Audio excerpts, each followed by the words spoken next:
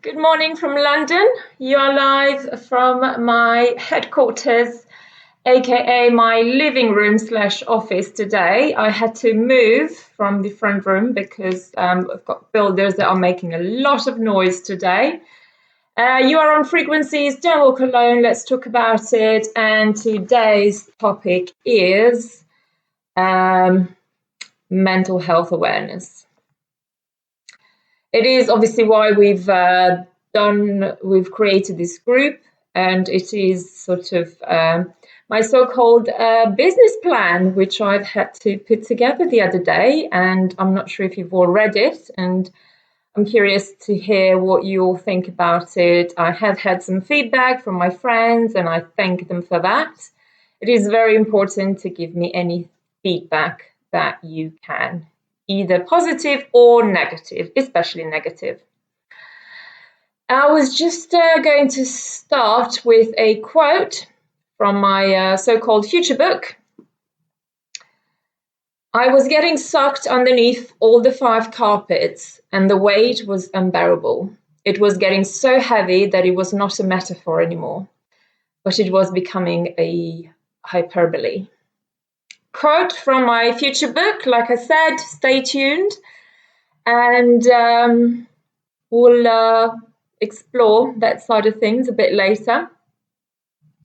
So I wonder if you Googled the godlike complex following my post yesterday, and what did you discover? Are you one of them and you will stop reading this blog, or are you not and you will stick with me in my car and help me achieve my business plan? We'll talk about this more tomorrow.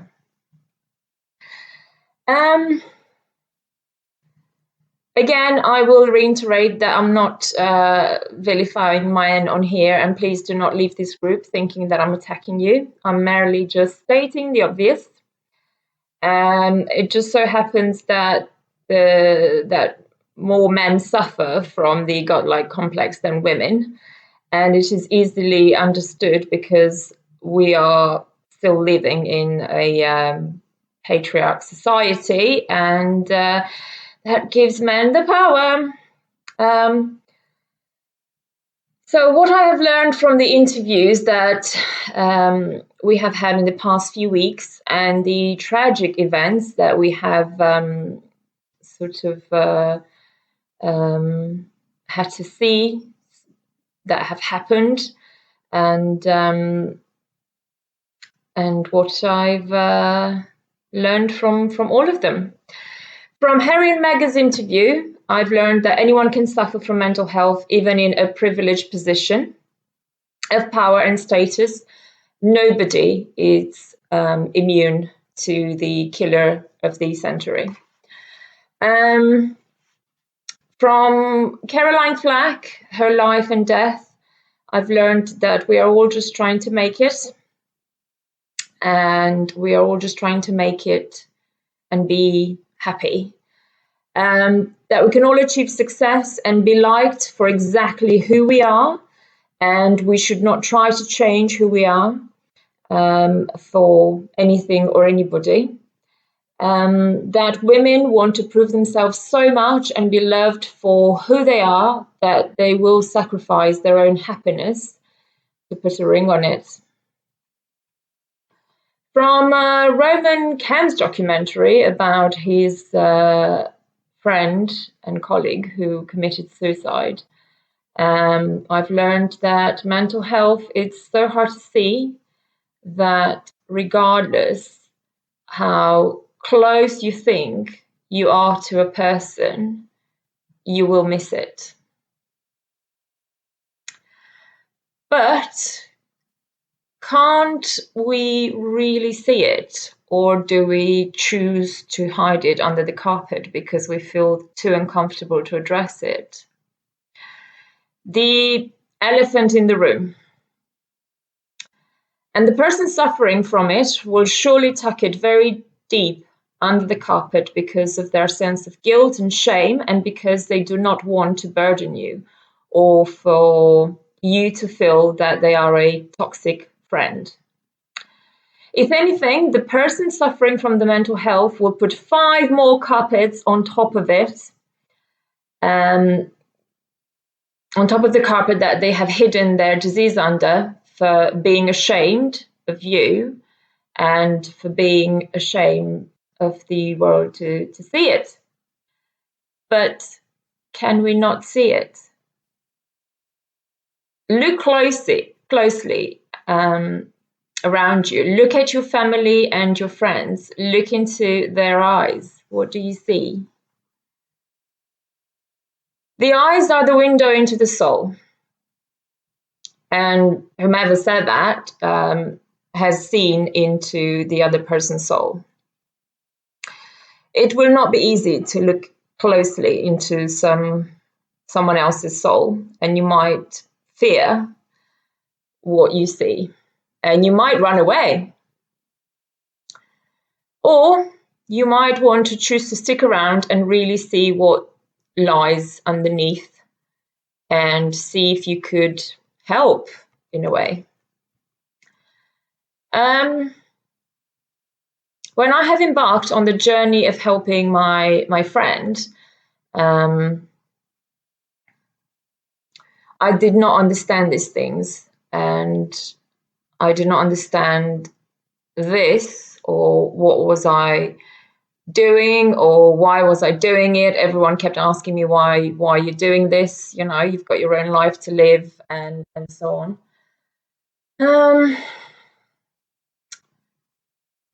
I am an empath, and I try to fix people and things. I always have, always will. From reclaiming old furniture and bringing it back to life, to helping people become their best selves. Furniture is extremely easy to bring back to life with a little bit of TLC, a little bit of work, a little bit of paint, a little bit of soul, a little bit of grit. But people are not so easy to bring back to life. People are not so much. I did know that I was helping my friend because I could put myself in her shoes. That is what an empath does. Empath. If you do not have this skill, do not worry. There is nothing wrong with you. And you are probably happier in your life for not having it. It is a skill and a curse at the same time, because you cannot go and live like a happy-go-Larry, pretending that everything is good in the world and that everyone is happy and should be happy. Why not? Damaged people. We are all damaged by what happens to us in some way or another, from loss and grief to a car accident, from an incident in society, or a worldwide pandemic, as we can see at the moment. What it depends upon is our reaction to that event. Some people take it easier than others. Something that for me could be quite easy to overcome, for some would seem like a disaster. For those of you who have stopped in the past year to think, maybe you have seen maybe you have seen what I have seen. I don't know, you tell me. But that we're all just people trying to make it in the world, and that we are so insignificant in the big scheme of things. We can't help everyone, but everyone can help someone. What I did not know when starting helping my friend, that being allowed into someone's grief and trauma can damage you just as much. I was not ready. I was struggling myself to the point that I had to step away and look after myself for a bit, just so I can keep helping my friend. I was getting sucked underneath all the 5 carpets, and the weight was unbearable. It was getting so heavy that it was not a metaphor anymore, but it was becoming a hyperbole. I had to look deep inside myself and search for my demons, let them surface and conquer them, and it just wasn't. It wasn't easy. So it is easier said than done, actually. It is, if anything, a frightening journey, to say the least. And even though I was not ready, I did it. Do you have the courage to look underneath your carpet, into your subconscious, or are you scared? What will you discover if you do? Big note, do not do it if you're not ready. It made me realize that I'm stronger and more invincible than I actually thought. That I have the resources not to help myself be happy, but actually help others in the process.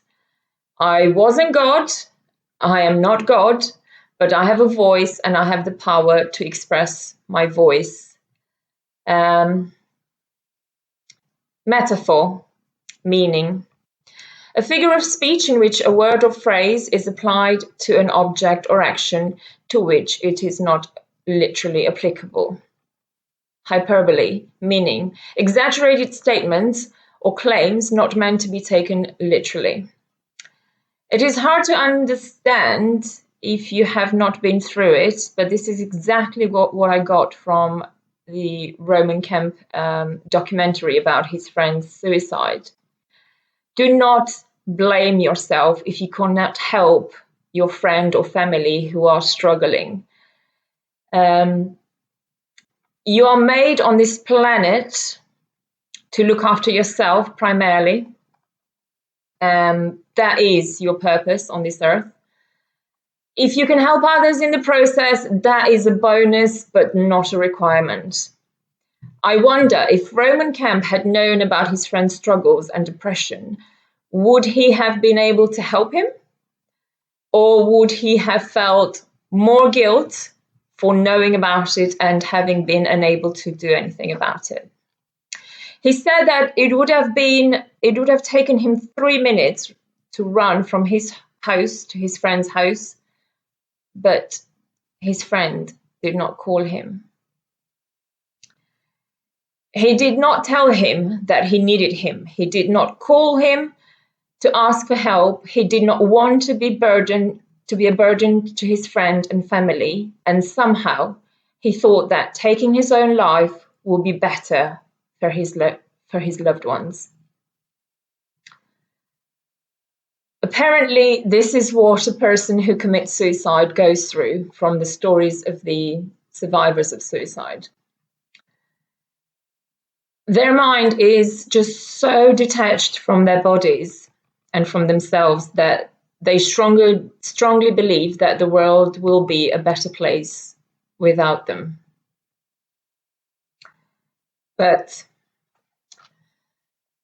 the ones that are left behind will suffer more because of guilt. Guilt is our worst enemy and our biggest ally, just like fear. It can make you or it can break you. So stop feeling guilty for other people's decisions. You can't help everyone. Stop wanting to prove yourself to someone that is not worthy of your presence, your love, your attention. Stop and look into your friend's eyes. What do you see?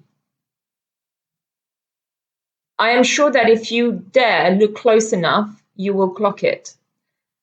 We are all masters of disguise and great actors, but people around us are not stupid. Can you see it? So I think we're gonna stop on that note. And maybe digest the post from today. I can't wait to hear your comments. I can't wait to hear if you've got a friend who suffers from mental health, or if you've got a family member, or if you yourself are in this position. And what do you do about it? And how could you help me achieve my business plan? How could we help all of our friends, all of our family who are going through this disease? Because it is a disease, even though it doesn't leave marks, it doesn't show bruises on our skin, on our faces.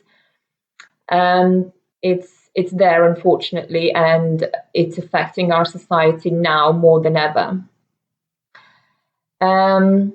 So help us, help me, help you, and then I will stop writing. I promise I will stop. I will leave you to watch Netflix and sit on the sofa and enjoy the sunshine, because spring is coming, and I will not be in your heads anymore.